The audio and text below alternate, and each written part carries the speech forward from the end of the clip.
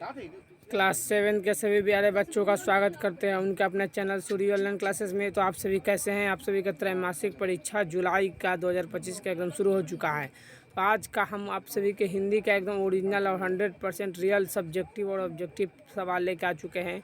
आप सभी को एग्ज़ाम में जाने के बाद एकदम सेम टू सेम यही ऑब्जेक्टिव और सब्जेक्टिव देखने को मिलेगा। तो चलिए बच्चों, सीधे अपने सवालों पर बढ़ते हैं ताकि आप सभी को पता चल जाए कि कौन कौन सा ऑब्जेक्टिव और सब्जेक्टिव आपके एग्ज़ाम में आने वाला है। तो देख लीजिए, सबसे पहला तो आपको यही रहने वाला है कि सही विकल्प चुनकर रिक्त स्थानों को भरने वाला। तो पहला सवाल है, काका कालेलकर ने नदियों को डैश लोक माता कहा है।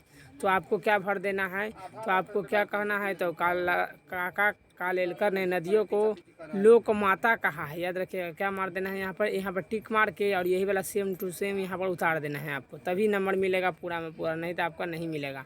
ख नंबर, कठपुतली शीर्षक पाठ एक डैश है। क्या है कठपुतली? कठपुतली एगो कविता है। यहाँ पर 2 गो दिया है तो कविता में टिक लगा के यहाँ पर लिख देना है। अगला ग नंबर, हम पंछी उन्मुक्त गगन के।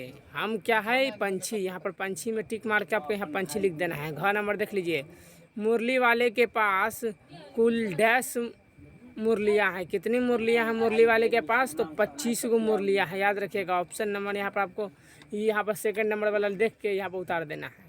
अब अगला देखिए, 55 नंबर सवाल क्या है आपका ऑब्जेक्टिव में।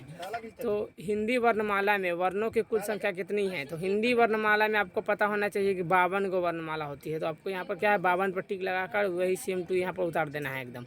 अब देख लीजिए, दूसरा नंबर सवाल में आपके क्या रहेगा। दूसरा नंबर सवाल में आपका रहने वाला है सही और गलत का टिक मारने वाला। तो आपको क्या है, क नंबर दिया है संधि के 3 भेद हैं। तो हाँ, संधि के 3 भेद हैं, आपको सही का टिक लगा देना है। ख नंबर बोल रहा है क्या कि मिठाई वाले के 3 बच्चे थे। तो मिठाई वाले का कितना बच्चा था बच्चों? तो यहाँ पर नहीं, 3 बच्चे नहीं थे, गलत आंसर हो जाएगा, इसका कट लगा देना है। ग नंबर कह रहा है हिमालय की बेटियाँ शीर्षक पाठ का एक निबंध है। हिमालय की बेटियाँ क्या है? वो निबंध है। तो हाँ, ये वो निबंध है, तो आपको सही का टिक लगा देना है। घ नंबर देख लीजिए, नदियों को माँ मानने की परंपरा हमारे यहाँ नहीं है। तो नहीं, यह बहुत पुराना से पहले से ही चली आ रही है एक परंपरा। तो अंगा नंबर देख लीजिए क्या है कि हम पक्षी उन्मुक्त गगन के शीर्षक पाठ के कवि कौन है? शिव मंगल सिंह सुमन है। तो हाँ, शिव मंगल सिंह सुमन है, याद रखिएगा एकदम। इसका क्या है राइट आंसर दूसरा का, आपको ग लम्बा लगा के आगे बढ़ते चलना है। अब अगला नंबर सवाल देख लीजिए क्या कह रहा है। अगला नंबर सवाल क्या कह देख लीजिए, यहाँ पर अब हमारा लघु उत्तरीय प्रश्न शुरू हो चुका है बच्चों। आप सभी को लघु उत्तरीय प्रश्न में क्या क्या बनाना है, तो यहाँ पर ध्यान से एकदम देख लीजिएगा क्या बनाना है। तो लघु उत्तरीय में दिया है 59 शब्दों में लिखना है आपको। इन दोनों में से कोई एगो सवाल बनाना है, याद रखिएगा एकदम, एगो सवाल। कितना नंबर के है सर? तो 5 नंबर के है, याद रखिएगा। तो हर जगह हर तरह की सुख सुविधा पाकर भी पक्षी पिंजरे में बंद क्यों नहीं रहना चाहते हैं? तो अथवा में यहाँ पर आपको या तो इसका आंसर दीजिए, नहीं तो इसका आंसर दीजिए। और अगला कार्य, सिंधु और ब्रह्मपुत्र की क्या विशेषता बताया गया है?